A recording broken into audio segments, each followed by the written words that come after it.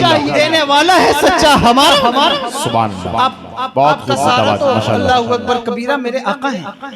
میں عرض یہ کرنا چاہتا ہوں، بات دور نکلتی ہے، عرض یہ کرنا چاہتا ہوں کہ دولت کی بنیاد پر عزتیں بانٹی جاتی ہیں، سرمایہ کی بنیاد پر عزتیں بانٹی جاتی ہیں، اور پچھلے زمانے میں افراد کی بنیاد پر عزتوں کا لیبل لگایا جاتا تھا۔ اسی لیے عرب 100 شادیاں کرتے تھے۔ کتنی شادیاں کرتے تھے؟ 100 شادیاں کرتے تھے۔ بات سمجھ میں آ رہی ہے نہیں سمجھ میں آ رہی؟ آپ لوگوں کو آ رہی سمجھ میں؟ 100 شادیاں کرتے تھے۔ اسلام پر الزام ہے کہ اسلام نے 4 شادیوں کا دروازہ کھولا، اسلام نے نہیں کھولا ہے۔ 100 شادیوں کو 4 شادیوں پر روکا ہے اسلام نے۔ 100 شادیاں کیا کرتے تھے۔ اسلام نے حد بندی کی ہے 4 سے زیادہ نہیں کر سکتے۔ اسلام نے نہیں کہا، شادیاں کرنے والوں نے ہزار شادیاں کی ہیں۔ اسی ہند کی سرزمین پر، چونکہ تاریخ موضوع نہیں ہے ورنہ یہ بات بیان کی جا سکتی ہے کس نے کتنی شادیاں کی ہیں، لیکن بہرحال وہ شادیاں زیادہ کیا کرتے تھے تاکہ اولاد زیادہ ہو، جتنی اولاد ہوگی اتنی عزت ہوگی۔ انہوں نے گنا اپنے قبیلے کے افراد کو، اور گنتے گنتے یہاں تک کہ جو فوت ہو گئے تھے، جن کا انتقال ہو گیا، ان کی قبروں کو بھی انہوں نے گنا۔ جب انہوں نے یہ گنا تو اس آیت کے شان نزول میں شیخ عبدالعزیز محدث دہلوی رحمۃ اللہ تعالی علیہ ارشاد فرماتے ہیں کہ اس وقت یہ آیت نازل ہوئی، الہاکم التکاثر حتی زرتم المقابر۔ فرمایا تمہیں غافل رکھا کثرت کی آرزو نے، کثرت طلبی نے، یہاں تک کہ تم نے قبروں کا منہ دیکھا۔ کثرت کی آرزو انسان کو ہلاک کرتی ہے، اسے برباد کر دیتی ہے۔ انسان کی یہ فطرت ہے کہ وہ ایک کے بعد ایک اور چیز چاہتا ہے۔ وہ چاہتا ہے کہ اس کے پاس زیادہ سے زیادہ چیزیں ہوں، وہ چاہتا ہے اس کے پاس افراد زیادہ ہوں، دولت زیادہ ہو، سرمایہ زیادہ ہو۔ لیکن اگر ساری زندگی وہ یہی کام کرتا رہے تو اس کی یہ آرزو پوری نہیں ہو سکتی۔ میرے آقا سرور دو عالم صلی اللہ تعالی علیہ وآلہ وسلم کا ارشاد گرامی ہے، حضور نے ارشاد فرمایا کہ انسان کو اگر سونے کی ایک وادی دے دی جائے، وادی یہ 2 پہاڑوں کے درمیان جو ویلی ہوتی اس کو کہتے ہیں وادی، فرمایا اگر انسان کو سونے سے بھری ہوئی ایک وادی دے دی جائے تو وہ تمنا کرے گا کہ اس جیسی ایک اور وادی مل جائے۔ اور امام ترمذی نے حدیث کی تخریج کی ہے، فرماتے ہیں کہ اگر 2 وادیاں دے دی جائیں تو تمنا کرے گا ایک اور تیسری وادی بھی مل جائے۔ انسان کی خواہش کی انتہا نہیں، کسی جگہ انسان رکتا نہیں ہے، ٹھہرتا نہیں ہے۔ ایک دکان کے بعد دوسری دکان، دوسری کے بعد تیسری، تیسری کے بعد چوتھی، ایک پلازا کے بعد دوسرے پلازے، پھر تیسرے چوتھے، ایک گھر کے بعد دوسرا گھر، تیسرا گھر، ایک فیکٹری کے بعد دوسری، تیسری، چوتھی۔ بزنس کرنا منع نہیں، کاروبار کو بڑھانا منع نہیں۔ جو نوجوان یہاں بیٹھے ان کی توجہ چاہتا ہوں، بزنس پر میری تقریریں ہیں، لیکن کاروبار کرنا منع نہیں، کاروبار کو بڑھانا منع نہیں۔ کثرت کی آرزو کہ اتنی دولت کماؤں، اتنا سرمایہ کماؤں کہ لوگ مجھے عزت کی نگاہ سے دیکھنے لگ جائیں، اتنا سرمایہ کماؤں گا کہ میرے ہاتھ کی گھڑی برانڈڈ ہونی چاہیے، میرے جیب کا فون برانڈڈ ہونا چاہیے، میری کار برانڈڈ ہونی چاہیے، میرے شوز برانڈڈ ہونے چاہیے۔ انسان کی کثرت کی آرزو اسے برباد کر ڈالتی ہے۔ انسان کا ایک مقصد ہونا چاہیے بزنس کا، کاروبار کا۔ اللہ اکبر کبیرہ، میرے آقا سرور دو عالم صلی اللہ تعالی علیہ وآلہ وسلم کے صحابہ کی زندگی کو دیکھیں تو آپ کو پتہ چلے گا کہ بزنس کا طریقہ کار کیا ہے۔ 10 صحابہ کرام کے فارمولاز میں نے کسی تقریر میں بیان کیے ہیں کہ ان سے آپ سیکھ سکتے ہیں کہ اس دور کے اندر ہم بزنس کا کیا طریقہ استعمال کریں کہ ہم کامیاب ہو جائیں۔ بڑے بڑے صحابہ ہیں جنہوں نے بزنس کیے ہیں، حضرت عبد الرحمن ابن عوف رضی اللہ تعالی، حضرت عثمان غنی رضی اللہ تعالی عنہ، اور ام المومنین حضرت اماں سیدہ خدیجہ الکبریٰ رضی اللہ تعالی عنہ۔ ان کی تاریخ آپ پڑھیں، آپ کو پتہ چلے گا 80,000 اونٹ پورے حجاز میں جن کے پھیلے ہوئے ہیں۔ آپ جانتے ہیں اونٹ کس کو کہتے ہیں؟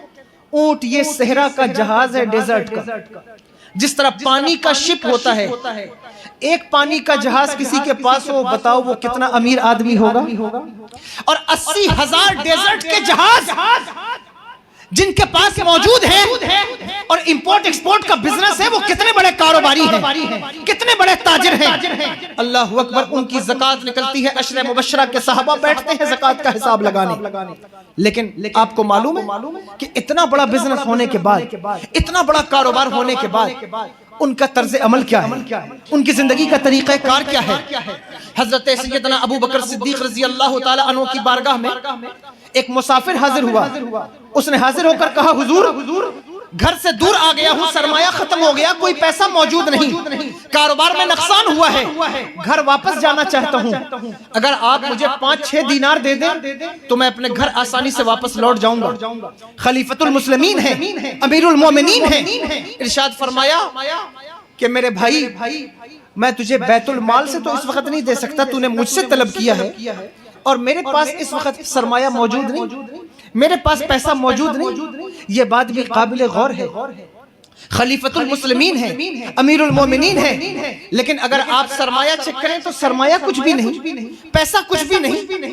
وجہ کیا ہے؟ کیا معاملہ ہے؟ کثرت کی آرزو نہیں ہے۔ فرمایا کہ میں تجھے عثمان غنی کی بارگاہ میں بھیجتا ہوں، وہاں چلا جا۔ وہ مسافر اٹھا اور اٹھ کر حضرت عثمان غنی کی بارگاہ میں حاضر ہوا۔ برآمدے میں آیا بیٹھک میں، تو اس نے آواز سنی کہ حضرت اپنے بچوں کو ڈانٹ رہے ہیں۔ توجہ کیجئے گا، ڈانٹ رہے ہیں کس بات پر؟ کہ اس بات پر ڈانٹتے ہیں کہ میرے بچوں تم اتنے شاہ خرچ ہو گئے کہ شہد میں دودھ ملا کر پی رہے ہو۔ شہد علیحدہ مشروب ہے، دودھ علیحدہ مشروب ہے، یہ دونوں الگ الگ پینے والی چیزیں ہیں، اور تم ان دونوں کو ملا کر پیتے ہو، یہ فضول خرچی کیوں کر رہے ہو؟ جب اس نے سنا تو حیران ہوا کہ جو شخص اپنے بچوں کو شہد اور دودھ نہیں پینے دے رہا ہے، وہ میری کیا مدد کرے گا، وہ میرا کیا تعاون کرے گا؟ کہتا ہے میں بیٹھک میں بیٹھ گیا، میری ضیافت میں مہمان نوازی میں جو پہلی چیز آئی وہ دودھ اور شہد تھا، وہ میرے سامنے پیش کیا گیا، میں نے اسے تناول کیا، اور اس کے بعد حضرت تشریف لائے، میں نے اپنے احوال بیان کیے تو اندر تشریف لے گئے، سونے کی 2 اشرفیاں نکال کر لائے اور میرے ہاتھ پر رکھی۔ 2 اشرفیاں میرے ہاتھ پر رکھ کر فرمایا میں تجھے ایک اونٹ بھی دیتا ہوں اور اس اونٹ کے ساتھ ایک غلام بھی دیتا ہوں تاکہ تو آسانی کے ساتھ اپنے گھر تک پہنچ سکے۔ کہتا ہے میری آنکھوں میں آنسو آ گئے، میں نے کہا حضرت اگر میں بزنس بھی کرتا تو اتنا سرمایہ اکٹھا نہ کر پاتا، اگر میں کاروبار بھی کرتا تو اتنی دولت اکٹھا نہ کر سکتا تھا، آپ نے مجھے سونے کی 2 اشرفیاں دے دی ہے اور 2 تھیلیاں دے دی ہے اور ایک اونٹ دے دیا، ایک غلام دے دیا، بات سمجھ میں نہیں آتی۔ آپ اپنے بچوں کو ڈانٹتے ہیں کہ شہد اور دودھ ایک ساتھ نہ پیو، اور میرے اوپر اس قدر خرچ کر رہے ہیں۔ اللہ اکبر کبیرہ۔ میرے آقا حضرت عثمان غنی کہتے ہیں اے میرے بھائی تجھے کیا لگتا ہے یہ دولت میں نے اپنے بچوں کے لیے کمائی ہے؟ نہیں، یہ دولت تو میں نے مصطفیٰ کے دین کے لیے کمائی ہے، جب دین پر ضرورت پڑے گی یہ دولت نچھاور کر دی جائے۔ واہ زندہ باد زندہ باد۔ یہ دولت کے کمانے کا مقصد ہے، ماشاءاللہ۔ دولت کمانے کا مقصد کیا ہے؟ بچوں کے لیے اگر سرمایہ اکٹھا کر رہے ہو، میں منع نہیں کرتا، سیونگ سے منع نہیں کرتا، آپ کو آپ کی جو فیوچر پلاننگ ہے، جو پالیسیز ہیں، میں ان سے بھی نہیں روکتا، لیکن میں آپ سے ایک ہی بات کہوں گا، اگر بچوں کے فیوچر کے چکر میں نمازیں چھوڑ کر دولت کما رہے ہیں آپ غلطی پر ہیں۔ اگر بچوں کا فیوچر سیکیور کرنے کے چکر میں قرآن کا منہ دیکھنا نصیب نہیں ہو رہا ہے، خانقاہوں میں آنا جانا نصیب نہیں ہو رہا ہے، علماء کی صحبت چھوٹ رہی ہے، ماں باپ کی خدمت چھوٹ رہی ہے، تو آپ غلطی پر ہیں، اس لیے کہ آپ جو کچھ کمائیں گے وہ آپ اس کا فائدہ نہیں اٹھا سکیں گے، آپ اس سے کوئی حظ نہیں اٹھا سکیں، آپ تو اپنی قبر میں چلے جائیں گے، وہ مال آپ کے بچوں کا ہے، وہ مال آپ کے وارثوں کا ہے۔ میرے آقا نے ارشاد فرمایا انسان کہتا ہے میرا مال، لیکن یہ اس کا مال تو نہیں، یہ تو اس کے بچوں کا مال ہے۔ انسان کا مال وہی ہے جو وہ کھا کر ہضم کر لے یا پہن کر پرانا کر لے یا خیرات کر کے آخرت کے لیے سیو کر لے، وہی اس کا مال ہے۔ ورنہ جس وقت وہ اپنی قبر میں اترے گا، مال مال کہتا ہے، اگر چاندی کی ایک انگوٹھی بھی تم نے ہاتھ میں پہنی ہے وہ کوئی باقی نہیں رہنے دے گا، اسے بھی کھینچ کر اتار لیا جائے گا۔ اگر سونے کی جھمکیاں بھی کان میں پہن رکھی ہیں وہ قبر میں پہن کے نہیں جا سکو گے، اسے بھی کھینچ کر اتار لیا جائے گا۔ کتنا ہی اعلیٰ اونچا قیمتی کپڑا پہنتے ہو، پھاڑ کر بدن سے اتار لیا جائے گا۔ کیا چیز لے کر اپنی قبر میں اترو گے؟ ساری زندگی مال کماتے رہے، فرشتے پوچھیں گے ساری زندگی کیا کرتا رہا؟ تم کہو گے ساری زندگی مال کماتا رہا۔ اللہ اکبر کبیرہ، اللہ کہے گا میرے بندے میں نے تجھے مال کمانے کے لیے تو نہیں پیدا کیا تھا، میں نے تجھے پلازے بنانے کے لیے تو نہیں پیدا کیا، میں نے تجھے فیکٹریاں لگانے کے لیے تو نہیں پیدا کیا۔ یا اللہ کیوں پیدا کیا؟ وما خلقت الجن والانس الا لیعبدون، ہم نے تجھے اور جنات کو اپنی عبادت کے لیے پیدا کیا تھا۔ عبادت کتنی کی ہے، عبادت کتنی کی ہے، کیا بات ہے ماشاءاللہ، بہت عمدہ بھائی، زندہ باد۔ لیکن ہم اپنی قوم کا حال دیکھیں، عبادت کی بات آئی، اللہ اکبر کبیرہ، 5 وقت کی نمازوں کو چھوڑ دیا جائے۔ اگر قوم مسلم پر تبصرہ کیا جائے تو آپ دیکھیں گے جلسوں میں سب سے آگے بیٹھ کر نعرہ لگانے والی قوم، اس کو 5 وقت کی نماز چھوڑ کر جمعہ کی نماز کا بھی خیال نہیں ہوتا کہ جمعہ کے دن بھی قوم مسلم کو جمعہ کا خیال نہیں ہے کہ آج جمعہ کا دن ہے مجھے جمعہ کی نماز میں جانا ہے۔ کتنے ایسے نوجوان ہیں جن کو جمعہ کے دن بھی خیال نہیں ہوتا کہ آج جمعہ کا دن۔ اللہ اللہ اللہ۔ ایک تقریر میں نے ایک جگہ کہہ دیا کہ نوجوانوں کم سے کم جمعہ کی اتنی اہمیت کیا کرو، دین کی اتنی اہمیت تو جانو جتنی سسرال کی اہمیت جانتے ہو۔ تو کچھ نوجوانوں نے مجھ سے کہا حضرت آپ یہ کیسی بات کرتے ہیں، کہاں سسرال اور کہاں دین، کیا دونوں برابر ہو سکتے ہیں؟ میں نے کہا کہ سسرال جس شخص کو جانا ہو وہ 4 دن پہلے سے پریپریشن کرتا ہے، تیاریاں کرتا ہے، شیونگ بھی کرائے گا، کپڑے بھی استری کرائے گا، اگر کوئی کار ہے بائک ہے اس کی واشنگ کرائے گا، اور وقت سے پہلے نکلے گا، کوئی گفٹ کوئی تحفہ بھی لے کر جائے گا، اور پھر وہاں دیر تک وقت دے گا کہ سسرال کے لوگ برا نہ مان جائیں، اور پھر آخر میں واپس آئے گا۔ لیکن 5 وقت کی نماز تو چھوڑو، جمعہ کے دن بھی اگر تمہیں جمعہ کا خیال نہیں ہے، اذان ہوتی ہے تو نوجوانوں کو پتہ چلتا او آج جمعہ ہے، تو بھاگو دوڑو گھر پہنچو اور 2-4 ڈبو پانی سر پہ ڈالا، اور جو سب سے پھٹا ہوا کرتا تھا جس میں بٹن بھی نہیں ہے، جس کی جیب بھی پھٹی ہوئی ہے، وہ کرتا پہن کے مسجد کی طرف دوڑے، اور ٹوپیاں بھی فری ہیں مسجد میں تو وہ وہی مل جاتی ہیں۔ اب تو بغیر ٹوپیوں کے نماز پڑھنے کا کلچر آ گیا ہے۔ لوگ ہم سے پوچھتے ہیں کہ ٹوپی پہن کے نماز پڑھنا ضروری ہے، واجب ہے، شرائط نماز میں سے ہے، کیا ہے؟ آپ کیوں اتنا انفورس کرتے ہیں کہ ٹوپی لگا کر ہی نماز پڑھا جائے؟ میں کہتا ہوں اچھی بات ہے، مت لگا کر پڑھو، کوئی بات نہیں۔ اور اب تو لیکچر میں، تقریروں میں، سوشل میڈیا پر لوگ بیٹھ کر لوگوں کو کنونس کر رہے ہیں کہ ٹوپی لگا کر نماز پڑھنا کوئی ضروری نہیں، باقاعدہ فتوے آ رہے ہیں کہ کوئی ضروری نہیں کہ ٹوپی لگا کر نماز پڑھا جائے۔ کہاں لکھا ہے کہ ٹوپی لگا کر ہی نماز ہوگی؟ میں کہتا ہوں سارا فتویٰ اسی ٹوپی پر ہے جو قوم مسلم کی پہچان ہے۔ ولیمے میں جو بچے نے 15 لاکھ کی شروانی پہنی ہے، کبھی اس پر بھی فتویٰ دیا ہے کہ یہ بارات میں شروانی پہننا کون سا فرض ہے، یہ ابا کا کوٹ پہننا کون سا فرض ہے؟ اس پر تو کبھی گفتگو نہیں کرتے۔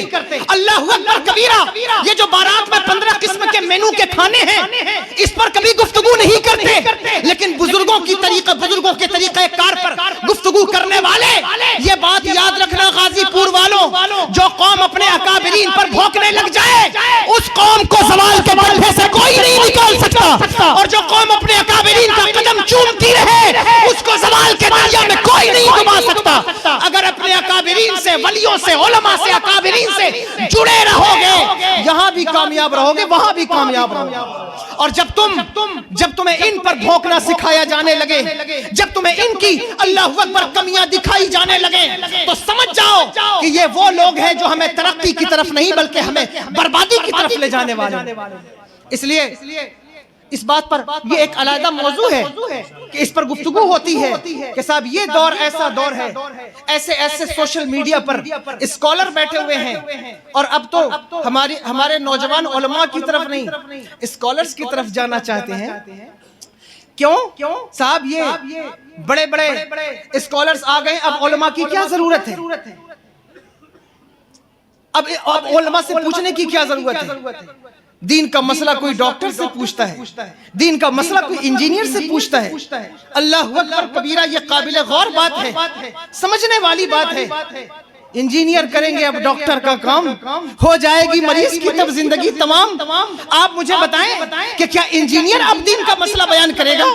ڈاکٹر دین کا مسئلہ بیان کرے گا؟ نہیں۔ جس نے مصطفیٰ جان رحمت کی حدیث مبارکہ کو بیٹھ کر اپنے کلیجے میں اتارا ہے، کل بھی وہی دین کا مسئلہ بیان کرے گا، آج بھی وہی دین کا مسئلہ بیان کرے گا۔ اس لیے آپ ایک ادارے کے اجلاس میں بھی بیٹھے ہوئے، آپ کی توجہ چاہتا ہوں، علماء کی اہمیت کو سمجھیے، خدا را سمجھیے، چاہے وہ کسی بھی لیول کے۔ آپ سمجھتے ہیں کہ ان کی لینگویج، ان کا کمیونیکیشن سسٹم ٹھیک نہیں ہے، وہ نوجوانوں سے میچ نہیں کر پاتے، جو بھی ان کی لینگویج ہے، جو بھی ان کا طریقہ کار ہے، جس بھی کیٹیگری میں وہ ہیں، وہ آپ کے لیے فائدہ مند ہیں۔ آپ کو کوشش کرنا چاہیے کہ جو علم اللہ نے انہیں عطا فرمایا ہے اس کا فیضان آپ حاصل کر لیں۔ آپ کو یہ غور نہیں کرنا چاہیے کہ یہ عالم ایڈوانس کتنا ہے، آپ کو یہ غور نہیں کرنا چاہیے کہ یہ ٹیکنالوجی سے لیس کتنا ہے، آپ کو دیکھنا یہ چاہیے کہ اس نے حضور کی حدیث کتنی یاد کی۔ دنیا کا یہ واحد ڈپارٹمنٹ ہے، توجہ ہے آپ سن رہے ہیں، آپ یہ واحد ڈپارٹمنٹ ہے۔ اللہ اکبر، دنیا کا بڑے سے بڑا ڈاکٹر 80 سال میں آپ کسی کارڈیولوجسٹ سے ملیں، آپ اپنے ہارٹ کا آپریشن کرائیں گے؟ جس کا ہاتھ ہل رہا ہو، جس کی نگاہیں کام کرنا بند ہو گئی ہوں، کوئی آپریشن کرائے گا؟ نہیں کرائے گا۔ کسی آرکیٹیکٹ سے جس کی عمر 90 سال ہو، اللہ اکبر، جسے اپنے گھر کے راستے یاد نہ ہو، وہ آپ کے گھر کی پیمائش کر سکے گا؟ وہ نقشہ بنا سکے گا؟ آپ اس کو پریفر نہیں کریں گے۔ دنیا کے ہر ڈپارٹمنٹ میں 60 سال کے بعد لوگوں کا علم کمزور ہو جاتا ہے، توجہ ہے آپ کی؟ 60 سال کے بعد علم کمزور ہو جاتا ہے، اور لوگ اس کو ریٹائر کر دیتے ہیں کہ اس کا علم اب کسی قابل نہ رہا۔ لیکن یہ دنیا کا واحد ڈپارٹمنٹ ہے جسے علماء اہل سنت کہا جاتا ہے۔ علم عمر جیسے جیسے بڑھتی جائے گی، فتوے کا وزن ویسے ویسے بڑھتا جائے گا۔ اللہ اکبر کبیرہ، آپ نے کبھی اس بات پر غور کیا؟ ان علماء کو اللہ نے جو ذہن عطا فرمایا، ان کو جو ذہن عطا فرمایا، ان کو جو اللہ اکبر قوت حافظہ عطا فرمایا، وہ کس قدر ہے۔ اس لیے آپ اس بات پر توجہ کریں، ان علماء کی قدر کیجئے، اور قوم جب بھی مصیبت کے گڈھے میں جائے گی، علماء ہی اس کو اس گڈھے سے نکالیں گے، یہ بات یاد رکھیے۔ آپ تاریخ پڑھیں، 1450 سال کی امت پر ہمیشہ ایسا وقت آتا رہا ہے کہ کبھی وہ مصیبت میں رہی ہے، فراوانی میں رہی ہے، پریشانی میں رہی ہے، لیکن جب امت پریشان ہوئی ہے، علماء نے اس کا ہاتھ پکڑ کر اسے کنارے لگائے۔ آج بھی آپ کو چاہیے کہ آپ اپنے علماء سے قریب ہوں۔ مجھ کو سمیٹنے کے لیے کہا جا رہا ہے، وقت میرا خیال ہے کہ شاید 20-25 منٹ یا کچھ زیادہ اس سے ہوا ہے، لیکن میں سمیٹ لوں گا۔ عرض یہ کرنا چاہتا ہوں کہ جو بات میں آپ سے عرض کر رہا تھا کہ نوجوانوں، دین کو اہمیت دو، دین کو اہمیت دو۔ تم جمعہ کو بھی اتنی اہمیت نہیں دیتے جتنی سسرال کو دیتے ہو، اس لیے دین کو اہمیت دینا سیکھیے۔ اور عرض یہ کرتا ہوں کہ ساری زندگی آپ دولت کو اہمیت دیں، سرمایہ کو اہمیت دیں، افراد کو اہمیت دیں، لیکن یہ اصل چیز نہیں، یہ اصل چیز نہیں۔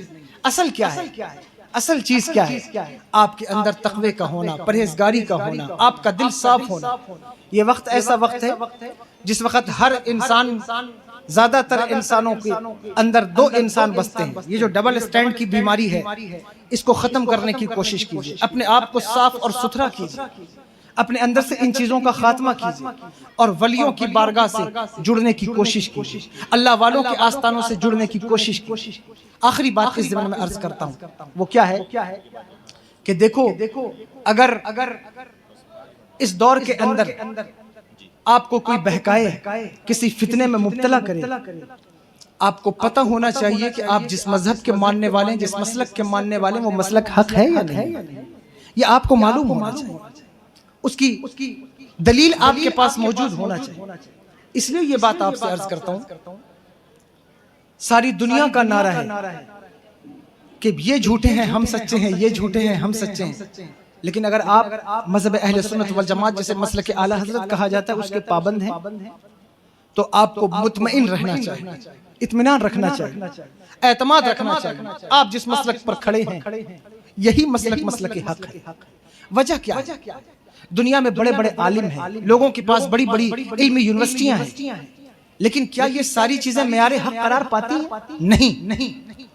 اللہ اکبر کبیرہ، کسی کا علم دیکھ کر، کسی کے سوشل میڈیا کے پلیٹ فارم کے فالوورز دیکھ کر، کسی کی انجینئرنگ دیکھ کر، اللہ اکبر کسی کی لینگویج دیکھ کر آپ دھوکہ مت کھائیے اور ان ولیوں کے آستانے سے اپنا تعلق مت توڑیے، اس لیے کہ علم یا بڑے مدرسے، بڑی مساجد یہ حقانیت کی دلیل نہیں ہے۔ اس لیے کہ یا ایھا الذین آمنوا اتقوا اللہ وکونوا مع الصادقین کی تفسیر میں مفسرین سے پوچھا گیا کہ صادقین سے مراد کون ہے؟ فرمایا اولیاء۔ کہا علماء کیوں نہیں؟ کہا علماء ایسی کلی ہے جس کا تباین کفر کے ساتھ نہیں۔ عالم بہت بڑا ہے، ضروری نہیں کہ علم ہے اور تو کفر نہ ہو، بہت بڑا عالم ہے کافر بھی ہو سکتا ہے۔ بہت بڑی مسجد بنائی ہے، ضروری نہیں کہ یہ اس کے مسلک کے سچا ہونے کی دلیل ہو۔ بہت بڑا مدرسہ بنایا ہے، بہت بڑی لمبی داڑھیوں کا ویلیوم ہے، ضروری نہیں کہ وہ سچا ہو۔ سچائی کا معیار کیا ہے؟ حقانیت کا معیار کیا ہے؟ خانقاہ میں آنے والوں اور آج کی عرس پاک کی تقریب میں شرکت کرنے والوں، آپ کو یہ بات کہنا چاہتا ہوں، حقانیت کا معیار کیا ہے؟ اللہ اکبر کبیرہ۔ فرمایا عالم بھی ہو تو یہ ہو سکتا ہے کہ کفر بھی اس کے اندر موجود ہو، ایسا ہو سکتا ہے۔ اس کی مثالیں موجود ہیں، خارجیوں کے بڑے بڑے عالم ہیں یا نہیں؟ کافر بھی ہیں۔ رافضیوں کے بڑے بڑے عالم ہیں، کافر بھی ہیں۔ مرزائیوں کے پاس بھی عالم ہیں، کافر بھی ہیں۔ لیکن خدا کی اس کائنات میں کوئی ایک بندہ دکھاؤ جو ولی بھی ہو اور کافر بھی ہو، آپ نہیں پیش کر سکتے۔ یا تو وہ ولی ہوگا یا وہ کافر ہوگا۔ جس خانقاہ پر ولایت آتی ہے وہاں کفر نہیں آتا، اور جہاں کفر آتا ہے وہاں ولایت نہیں آتی۔ اس لیے اللہ اکبر کبیرہ، جو اپنے مسلک اپنے مذہب کو سچا ہونے کا دعوے دار ہے، اسے اپنی صفوں میں داڑھیوں کا ویلیوم نہیں پیش کرنا، اسے اپنی صفوں میں بڑے بڑے مدرسے اور مسجدیں نہیں دکھانی ہے، اسے ورک اور کام نہیں دکھانا ہے، اسے اپنی صفوں میں والی بغداد دکھانا ہوگا، خواجہ اجمیر دکھانا ہوگا۔ اللہ اکبر کبیرہ۔ غازی پور کے اس آستانے پر آپ بیٹھیں، یہ ولیوں کا آستانہ، انہیں اپنی صفوں میں یہ اولیاء دکھانے ہوگا۔ اس لیے آپ ولیوں کے ماننے والے اس بات پر توجہ دیں کہ ہم اپنے ایمان کے معاملے میں اور عمل کے معاملے میں محتاط ہو جائیں۔ گفتگو میرا خیال ہے کہ مجھے پہلے ٹوک دیا گیا، میں بیچ میں بے ترتیب ہو رہا ہوں، لیکن میں سمیٹ لیتا ہوں چونکہ حکم ہے، میں ختم کرتا ہوں۔ عرض یہ کر رہا ہوں کہ میں چاہتا ہوں کہ اس کا خاتمہ ایک اچھے موڑ پر ہو۔ جو میں نے گفتگو شروع کی ہے کہ میں عمل اور ایمان کے حوالے سے گفتگو کر رہا تھا، اور میں نے آپ سے کہا کہ آپ مال کی کثرت طلبی سے بچیں، حرص و ہوس سے بچیں، اور کوشش کریں کہ اللہ تبارک و تعالیٰ آپ سب کے اوپر کرم فرمائے اور اپنے اعمال کو، ایمان کو، عقائد کی حفاظت کو پر توجہ دیں۔ استغفر اللہ ربی من کل ذنب واتوب الیہ، اشہد ان لا الہ الا اللہ واشہد ان محمدا عبدہ ورسولہ وما علینا الا البلاغ۔